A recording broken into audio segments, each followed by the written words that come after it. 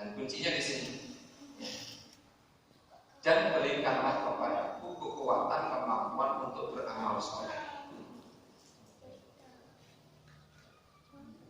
Jadi kita yang oleh Allah hari ini dimudahkan untuk beriman, lalu kemudian beramal soleh, hendaknya senantiasa waspada. Jangan terlalu merasa pede, bahkan ujub, na'udzubillah, sampai sombong, lalu meremehkan orang yang hari ini mungkin belum seperti kita, atau nampaknya sekarang ini kesungguhannya masih di bawah kita, atau bahkan mereka yang saat ini sedang bermaksiat kepada Allah. Karena hari itu berganti. Bisa jadi suatu saat beliau ini bertaubat, yang lalu kemudian apa? Taubatnya lebih benar, lebih sungguh-sungguh diterima oleh Allah, dan amal solehnya dapat nyalip. Pahamnya nyalip itu apa? Nyalip itu apa ya bahasa Indonesia? Mendahului.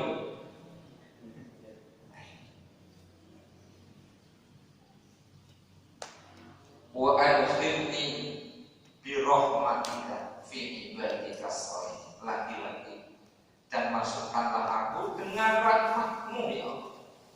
Kalau tidak pakai rahmatnya Allah, kita tidak punya kemampuan. Fi ibadika sholihin, dan masukkanlah aku dengan rahmat-Mu ya Allah dalam golongan hamba-hamba-Mu yang saleh. Nah ini jamaah iman. Apalagi kalau sudah usia 40 tahun ke atas, saya sebentar lagi, 1 periode lagi, 5 tahun lagi 40. Tapi walaupun belum 40, mestinya sudah melazimi zikirnya Nabi Sulaiman ini, dan firman Allah, doa usia 40 yang terdapat dalam Quran surat Al-Ahqaf ayat 15. Redaksinya mirip betul dengan ini.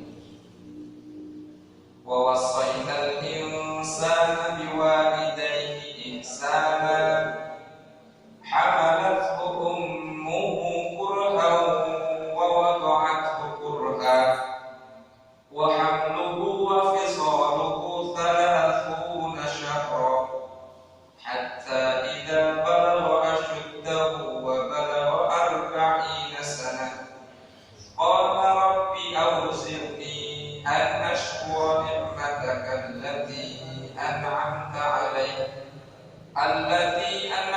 'alayya wa 'ala walidayya wa an a'mala salihan tardah wa aslih li fi dhurriyyati inni tubtu ilaika wa inni minal muslimin.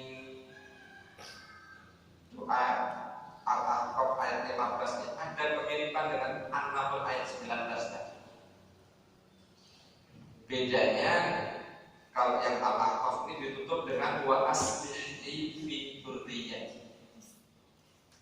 Setelah wa a'mala shalihan tardah ditutup dengan wa aslih li, dan perbaikilah untukku ya Allah fi dzurriyyati, dalam urusan anak cucu keturunanku, dalam kehidupan anak cucu keturunanku ya Allah.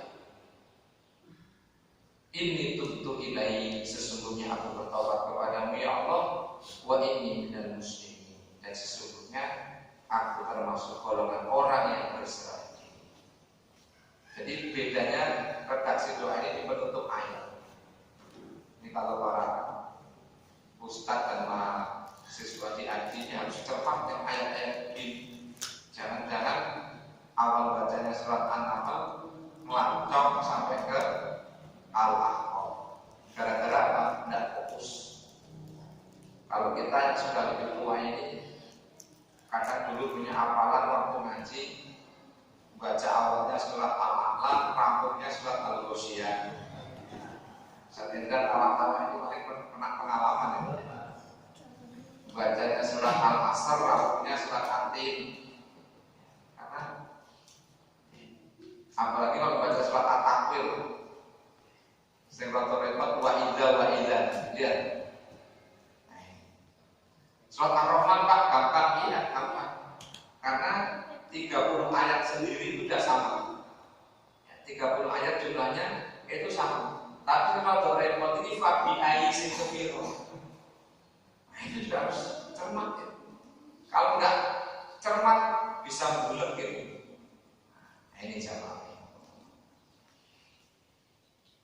Ini tadi beberapa penjelasan yang kita dapatkan untuk di pagi hari kita ini memberikan dorongan kepada kita untuk senantiasa belajar, di antaranya menghadiri majelis ilmu, belajar tanpa jam. Karena selamanya seseorang dikatakan dia berilmu kalau dia belajar. Namun jika dia meninggalkan belajar, kemudian mengira dirinya sudah cukup, maka pada saat itu dia menjadi manusia yang paling bodoh. Itu kan teorinya sampean saja, bukan. Saya hanya mengambil faedah dari perkataan orang soleh kita terdahulu. Di buku ini nanti bisa dibaca. Tadhkiratus Shami. Kita baca ya, biar kita terbiasa selain baca Quran, baca hadis, juga membaca qaul, perkataannya orang soleh. Imam Syafi'i katakan, sesungguhnya aku memang bukan orang soleh, tapi aku begitu bahagia, senang jika berada di tengah-tengah orang soleh, sekelas Imam Syafi'i. Maka salah satu bukti kalau kita senang dengan orang soleh itu diantaranya apa? Beristifadah, mengambil faedah-faedah dari kehidupan dan nasihat. Kita baca, la yazalur rajulu. La yazalur rajulu. Dibantu mahasiswanya, bapak-bapaknya kalau kakak kepanjangan gimana? La yazalur rajulu. La yazalur rajulu. Aliman. Aliman. Mata'allama. Mata'allama. Fa'ida. Tarakat ta'lim wa dhanna annahu qad istaghna fa huwa ajhalu ma yakun. Intinya tadi Pak ya. Jadi selama orang itu masih mau belajar, maka dia disebut orang yang berilmu. Walaupun mohon maaf kalau misalnya ibarat kita ini satu kelas, kok dia itu rankingnya selalu ranking 1 terus dari belakang, dia ini bukan orang bodoh namanya. Dia orang yang berilmu karena masih tetap belajar. Sekalipun orang ini ranking 1 tapi kemudian dia mandek dan tidak mau belajar, maka pada saat itu dia menjadi orang yang paling namanya orang mustarsyid ini. Kalau yang nomor 1 tadi, yang ranking 1 dari belakang tadi loh, orang yang memerlukan bimbingan. Ini rajulun la yadri wa huwa yadri annahu la yadri. Orang yang tidak ngerti, tapi dia ngerti kalau dirinya itu termasuk orang yang tidak ngerti, sadar dari. Maka ini orang mustarsyid perlu bimbingan. Sing repot ki nomor 4. Karena perkataan ulama menyebutkan manusia itu kelompokan ada 4 kelompok. Yang nomor 3 ini baik selama dia mau belajar. Nah, yang nomor 4, rajulun la yadri wa huwa la yadri annahu la yadri. Ada orang yang dia itu tidak ngerti dan nggak ngerti juga kalau dirinya itu adalah orang yang nggak ngerti, nggak sadar.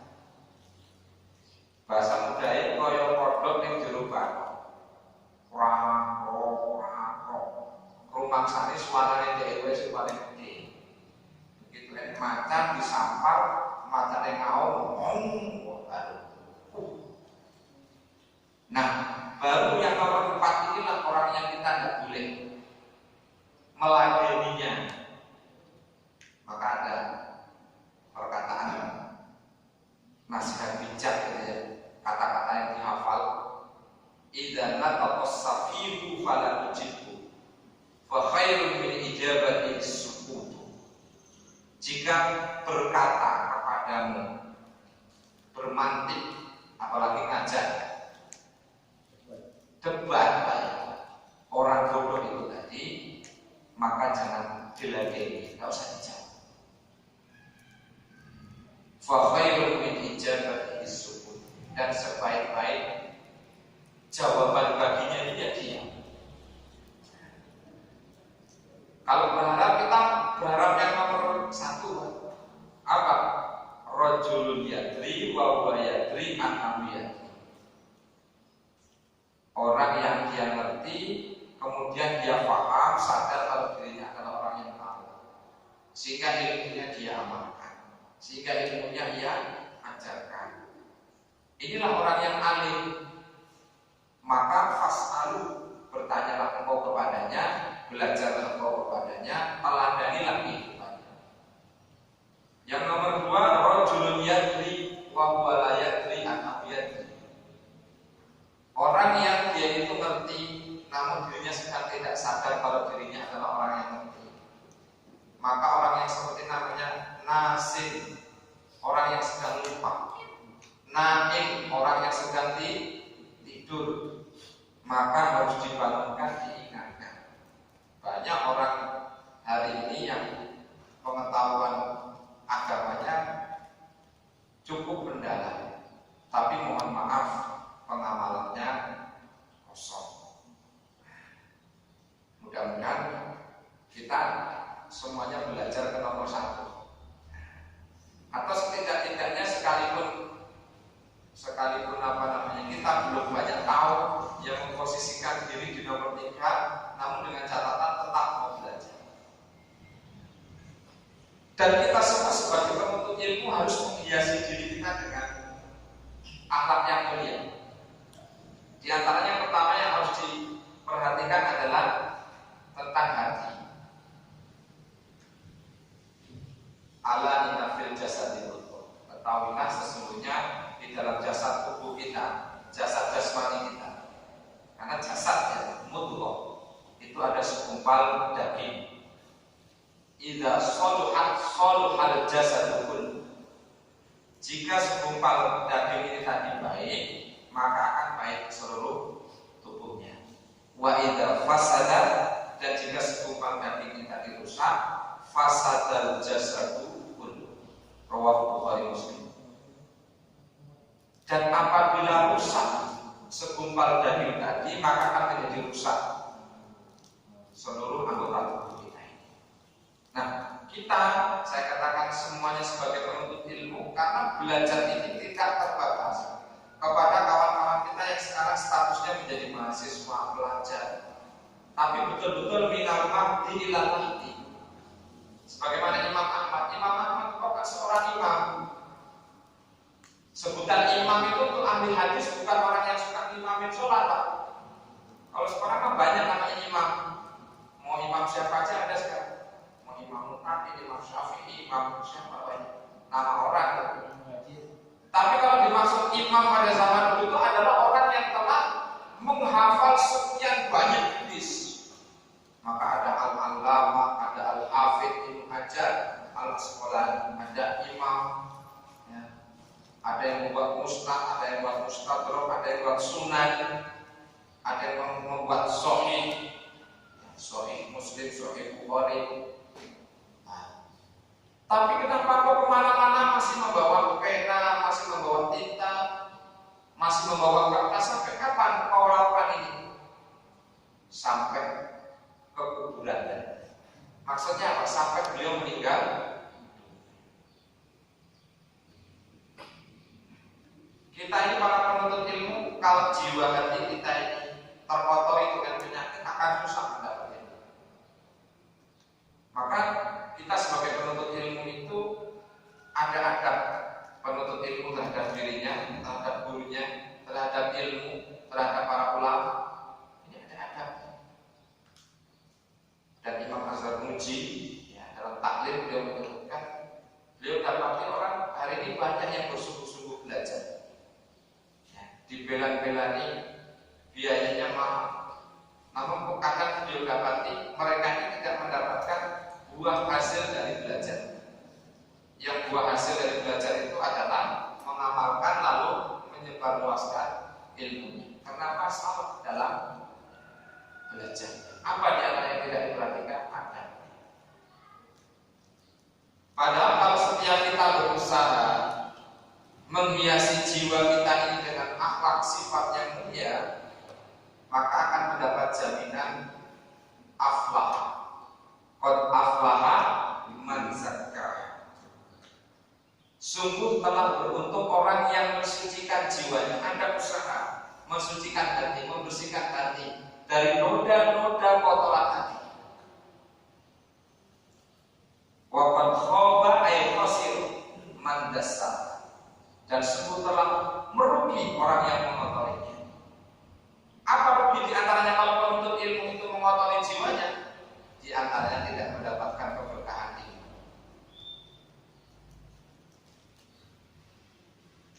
Wajar kemudian kalau dia atau seseorang itu atau bahkan kita sudah mengikuti berbagai macam kajian-kajian, majelis-majelis taklim, namun nampaknya kok ilmu itu belum bertambah. Karena mungkin yang sudah kita dapat belum kita amalkan salah satunya. Atau kita kurang menjaga adab. Padahal orang terdahulu itu kalau mereka mau menghadiri majelis ilmu, mereka sudah punya khazanah, perbendaharaan Tuhan. Selain kita diberikan ilmu yang baik, untuk bagaimana mereka bisa menyerap keberkahan ilmu dari guru mereka, mereka mendoakan guru-guru mereka. Mari kita doakan guru-guru kita. Kita baca, Allahumma astur, Allahumma astur, aiba syaikhi, anni, wala tudhib, barokata ilmihi, anni. Artinya, ya Allah, tutupilah aib guruku. Karena guru kita ini juga manusia biasa yang jauh dari kemaksuman, kesempurnaan. Wala tudhib barokata ilmi, dan jangan engkau hilangkan keberkahan ilmunya dari kita. Seorang penuntut ilmu, mohon maaf, hadir di majelis ilmu, kok kurang bisa menjaga sehatnya jiwa hati kita, misalnya malah bosan terhadap ilmu yang diulang, lalu kemudian ada sifat ujub, sifat takabur. Mohon maaf, penyakit yang bisa levelnya naik ini tidak hanya penyakit jasmani, ada stadium 1, stadium 2. Ternyata penyakit hati ini juga bisa naik, bahkan menular. Ya, contoh, orang ujub, bangga diri, itu ketika kebanggaan itu muncul di dalam hati. Misalnya dalam perkara dunia, seorang ibu-ibu mendapat ujian tentang enak sayur asem yang dia buat. Ibu ini sayur asemnya enak betul. Belum pernah saya makan sayur asem seenak buatan ibu ini. Lalu dalam hati sang ibu tadi, saya gitu loh, gitu ya. Ibu ini telah baru tahu. Padahal sekomplek ini kalau hal urusan sayur asem saya jatuh. Saya gitu. Ini udah ujub ini. Ujub ini kalau nggak pandai-pandai segera menepis, menghilangkan perasaan kebanggaan, padahal nikmat dia bisa nyayur itu ya dari Allah. Kemudian dia mendaku-daku, itu adalah hasil jeripayah dirinya sendiri, ujub. Padahal kan Allah katakan wama bikum min nikmatin faminallah. Maka apa saja dari nikmat yang kalian dapat itu datangnya dari Allah. Bisa masak, kemudian masaknya enak, itu juga karena ditolong Allah. Kalau tidak ditolong Allah tidak bisa. Tapi dia mendaku kalau itu hasil murni diri, dengan dia membanggakan dirinya. Lah kalau sampai terlontarkan dengan lisannya, kemudian sampai pula menyebut orang yang mungkin sudah berusaha namun tidak bisa-bisa, maka jadi sombong. Misalnya sudah dibilang tadi, ibu ini saya rasanya enak betul.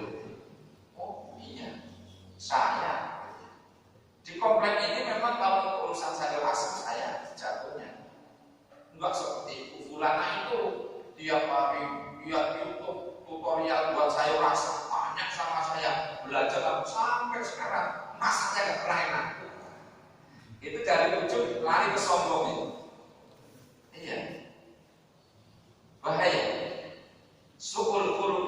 bahkan akhlak kebiasaan yang buruk itu juga bisa menular. Makanya kita dalam berkawan kan juga selalu milih ya. Berkawanan dengan penjual minyak wangi sekalipun tidak mampu beli, setidaknya masih mendapat bau wangi. Nah, kalau orang atau kita di dalam proses bermajlis belajar bersama, sama-sama belajar ini mengawali dengan menjaga niat, menghiasi diri dengan akhlak yang mulia, membersihkan jiwa dari kotoran hati, penyakit-penyakit hati. Itu nanti apapun yang disampaikan, siapapun yang menyampaikan, itu ada yang namanya takdim, memuliakan ilmu dan yang menyampaikan, sekalipun mohon maaf strata dia di masyarakat, status sosial di masyarakat mungkin lebih rendah dari yang mendengarnya. Mungkin secara kekayaan lebih tidak kaya, hatta mungkin secara keilmuannya orang yang menyampaikan itu ilmunya lebih rendah daripada dirinya. Tapi kalau orang dari awal itu memang sudah niatnya benar, kemudian hati itu dihiasi dengan akhlak yang mulia tadi, maka statusnya akan seperti seorang yang bernama Ahmad. Atau itu bukan nama orang Jawa, karena kakak saya sendiri kakak Anto, kakak Ibu. Kadang orang hari ini sedikit agak memandang nama orang yang kurang keren kalau namanya itu kok kayak jadul gitu ya. Bapak-bapak